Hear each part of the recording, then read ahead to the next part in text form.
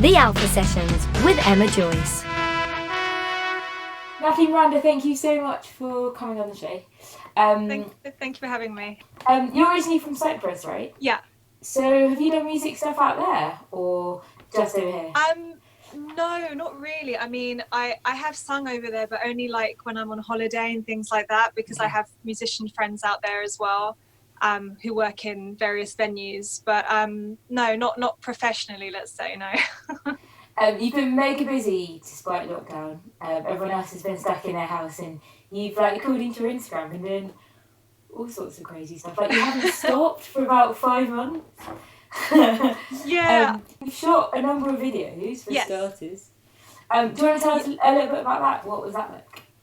About what I've been doing, yeah. So I was actually furloughed from my part-time day job, which gave me a whole load of free time. Sure. So I just decided to really just make use of it and be really productive. So I made use of my husband as well. He's a guitarist, so I made him learn things, and he's a bit shy, so he'd be out of camera. But you know, I'd be like, we're going to learn this today, and we're going to do this today, and I just amassed loads of cover videos over the 5 months, and I've been recording a new single, which is nearly ready, and I've been just really doing things I never had the chance to do before. So like really practicing things and learning the guitar.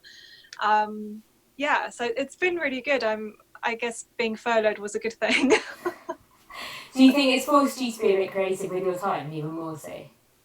Definitely more so, because I was always trying to do one post a day, and even when I get back from work I'd be recording something. But without the stress of work, it's been really nice to just sit down and kind of think, oh, what should I do today? And, you know, how shall I mash it up a bit in a medley or something like that? So, yeah, it's been good. It's been really nice to have that creativity.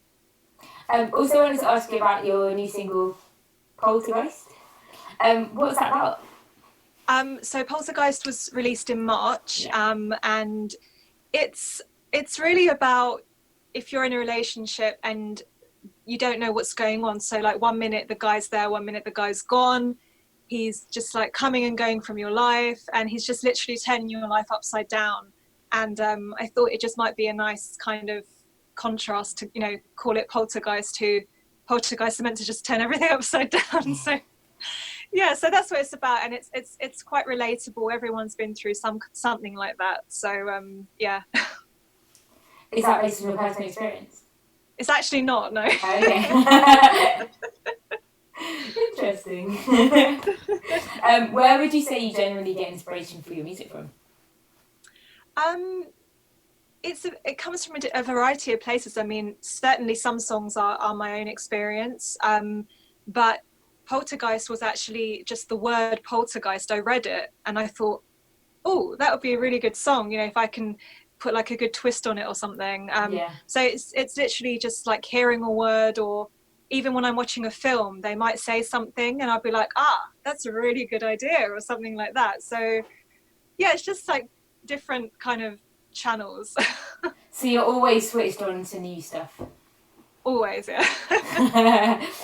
So your upcoming single, Catch 22. Yes. When can we hear that, and what's it about? So again, it's about relationships. I just find these easier to write about, things like that. But I don't have a release date yet, but it is ready. And I'm going to be editing the video this weekend with the director. So exciting. So yeah, I'm really excited. So it's basically about someone, the guy has done something wrong. So let's just say it's cheating or something, I don't know. I left it open to the listener. And the girl really, really loves him, and she knows that she should ultimately just move on, but she can't.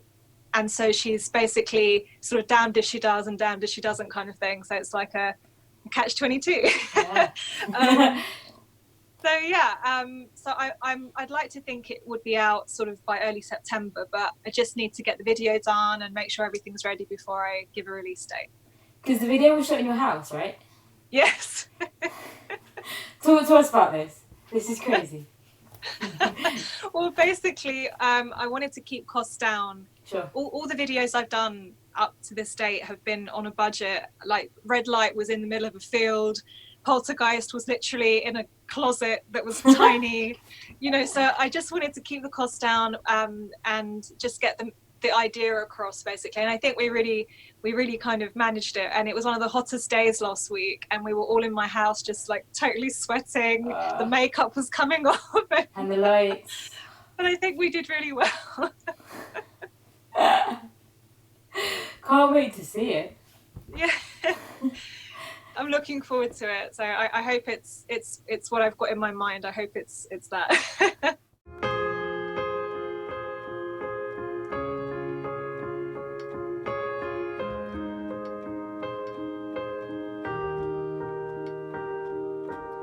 Should've known, couldn't see. If I let you get close to me, that I'd be heading straight for trouble.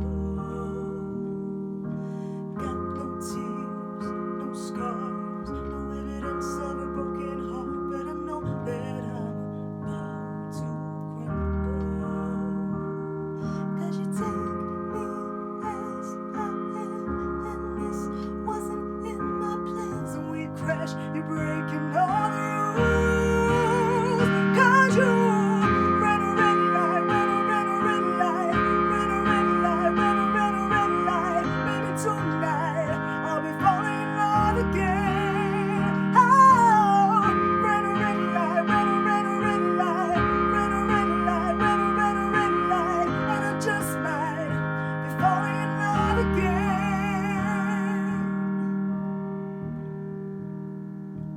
Couldn't stop it, I couldn't fight, thinking everything would be alright, but you got me heading for disaster.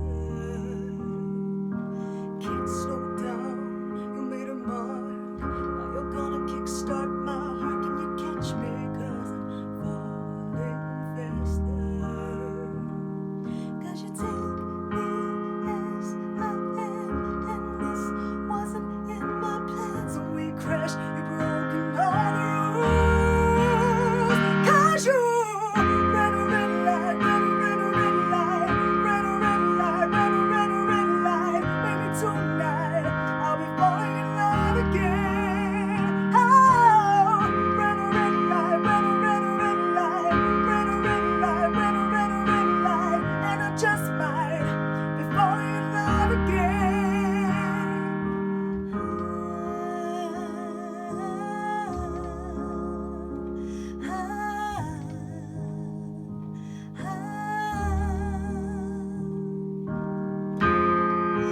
Did you see the signs? Must be colorblind, shining in my eyes. But you ran a red light, ran a red light, ran a red light, ran a red light. Maybe tonight I'll be falling in love again. Oh, ran a red light, ran a red light, ran a red light, ran a red light, and I just might be falling in love again. Oh.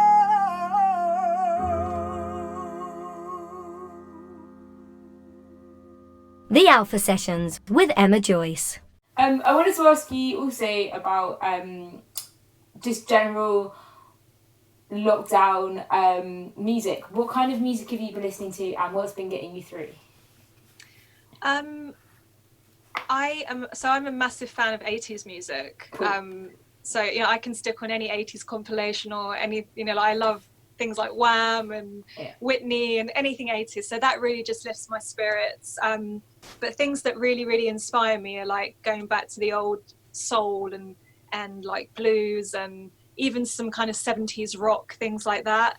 They really just, I love that raw kind of vibe about them, and they really just sort of make me want to do something, you know, make me want to write a song or inspire me to just learn something new or something like that. Yeah. That's really cool. And you've also been learning guitar. Yes, I have. Has your husband been teaching you?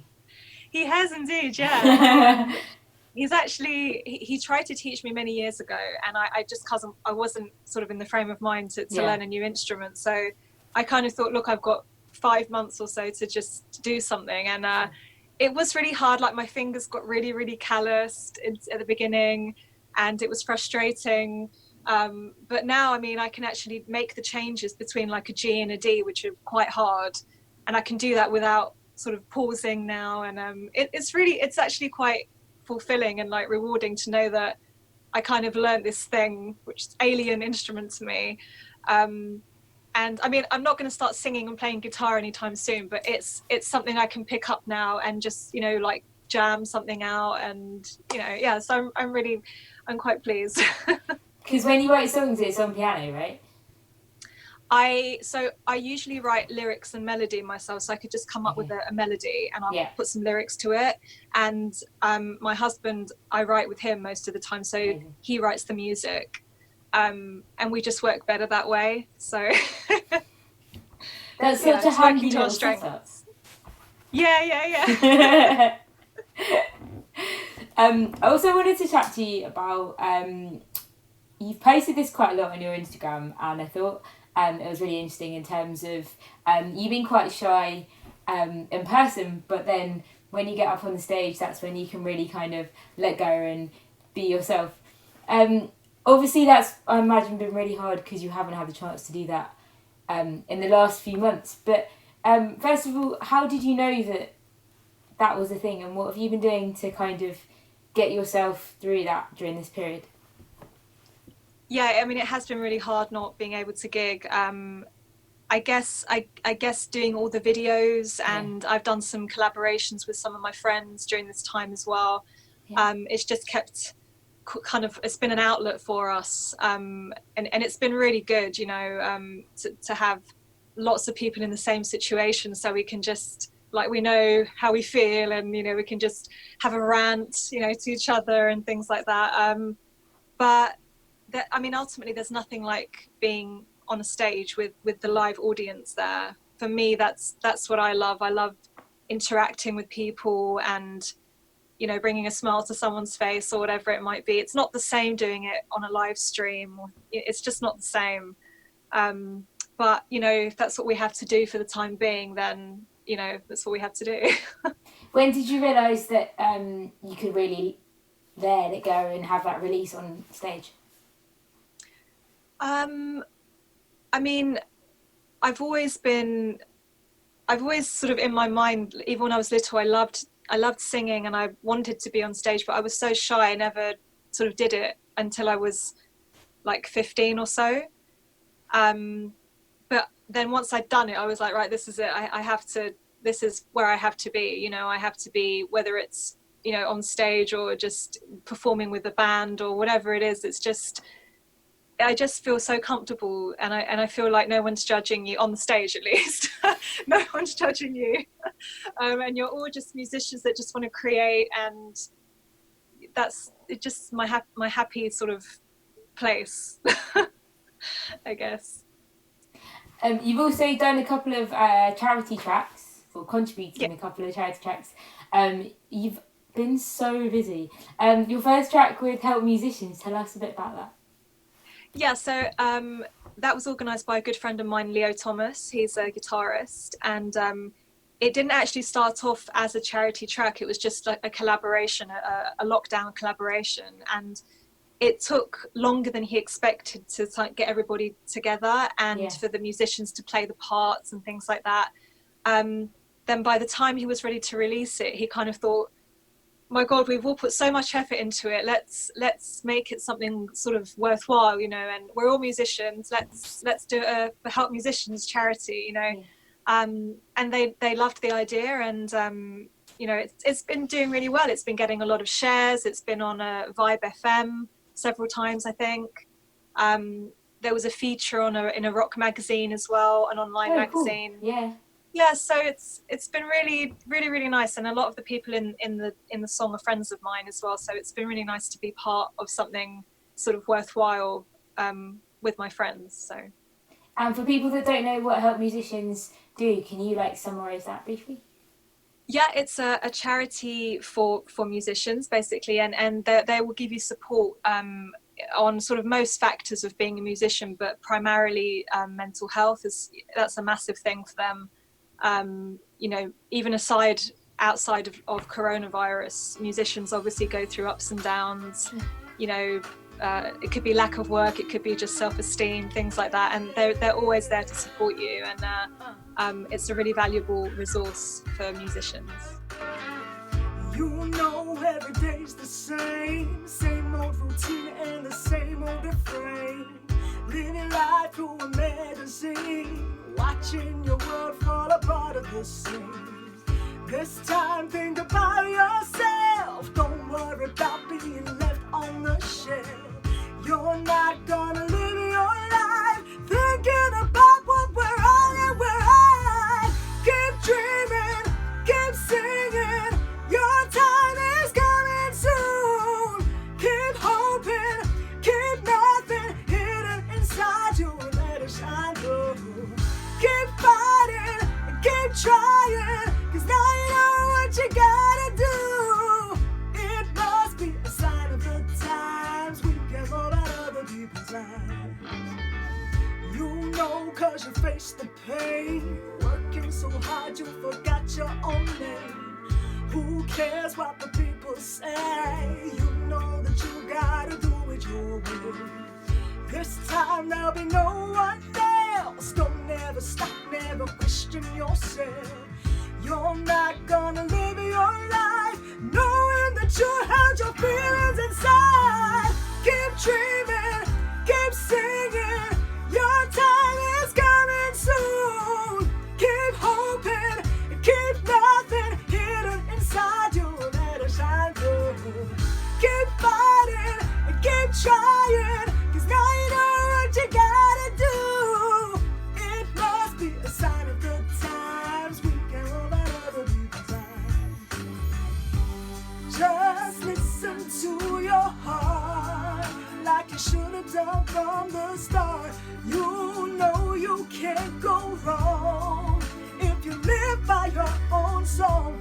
Don't think of yesterday and the choices that you made, 'cause you know that it's up to you. Keep dreaming, keep singing, your time is coming soon. Keep hoping, keep nothing hidden inside you, let it shine through. Keep dreaming, keep singing, your time is coming soon. Keep hoping, keep nothing hidden inside you, gotta let it shine through, yeah. Keep fighting, keep trying, 'cause now you know what you gotta do. It must be a sign of the times we come out of the people's lives. Oh, keep singing, coming soon, yeah. Hidden inside you, gotta let it shine through, yeah. Uh-huh, yeah, yeah. You gotta do.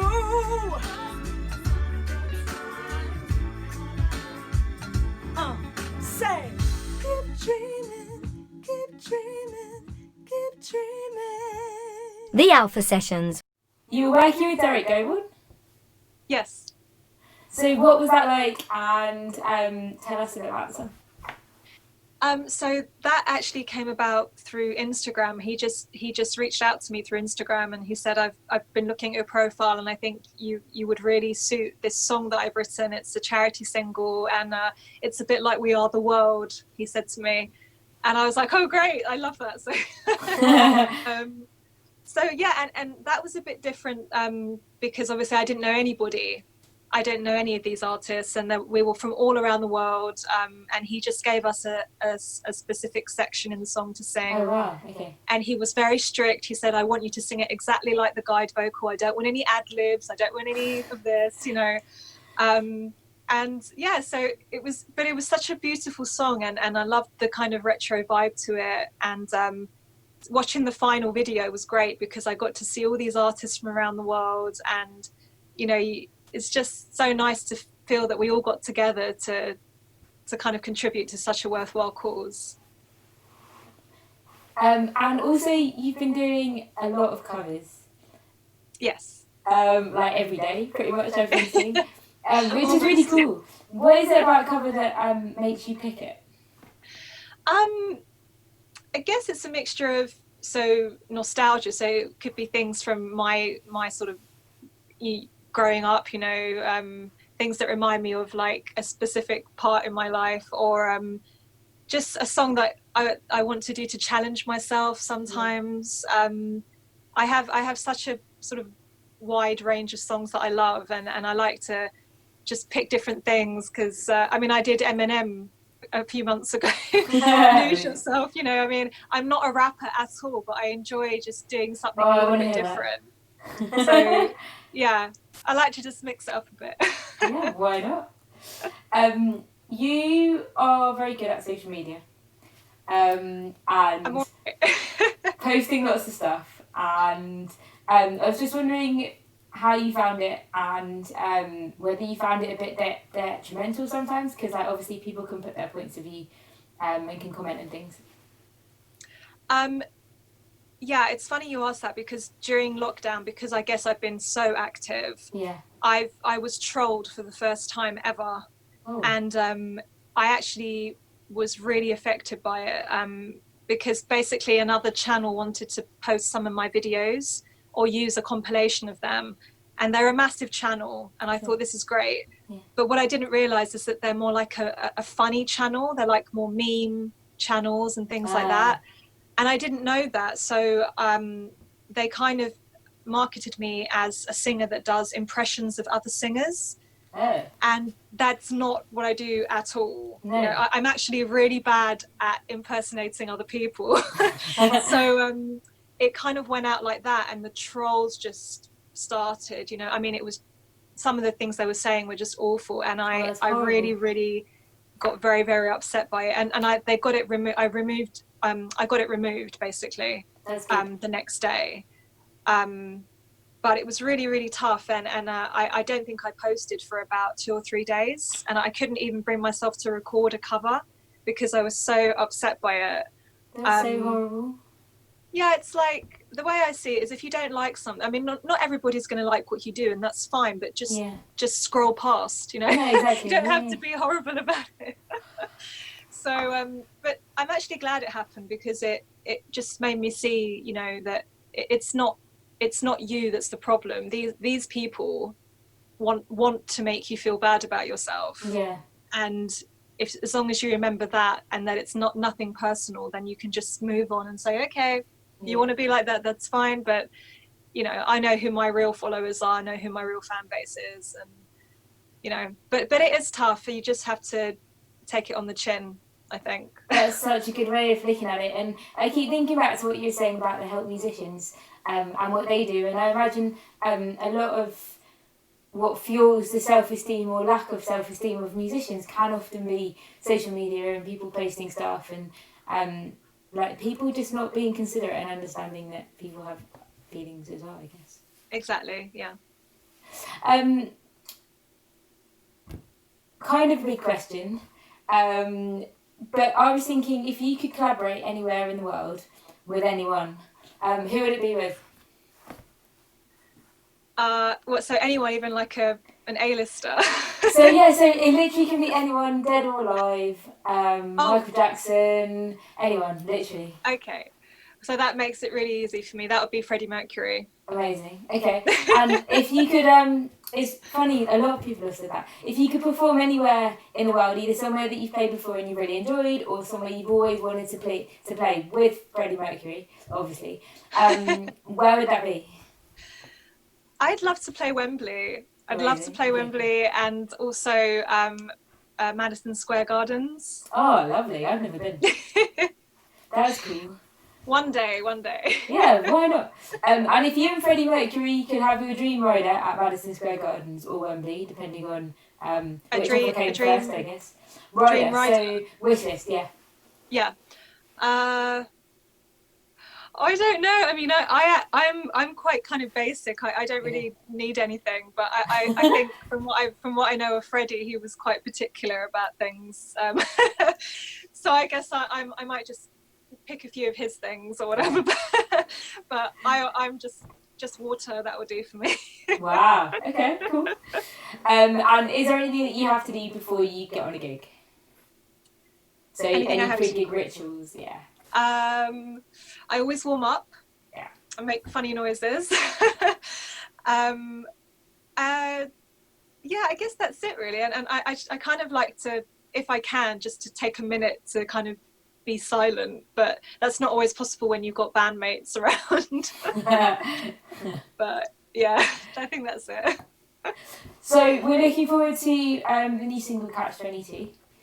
We'll keep a lookout for that. And if people want to find out more about you or jump on your social media handles, where can they go? What can they do?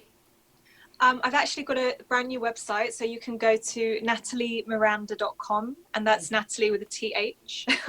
And everything is on there, and all my social media can be accessed via the website as well. Cool, awesome. Well, thank you so much for, I always want to say coming into the studio, but you're on Zoom. And hopefully when all this is over, we can get you into the studio. I would love that. It's been such a pleasure chatting to you. You too. Thank you for having me. I don't want to put you under pressure, boy, that ain't my style. But I know I see the danger underneath that perfect smile. You can tell me what you're feeling, babe, I promise I won't mind. But I'm tired of all this pushing, pulling, boy, this just ain't right. I thought that we were gonna make it, but I'm so tired of all this faking. I really thought that you were different, but I keep falling for the same thing. You're like a poltergeist, keep coming into my life, turn me upside down, down. Poltergeist, my poltergeist. Oh, oh, you're like a poltergeist, can't get you out of my mind, turn me upside down, down. Poltergeist, my poltergeist.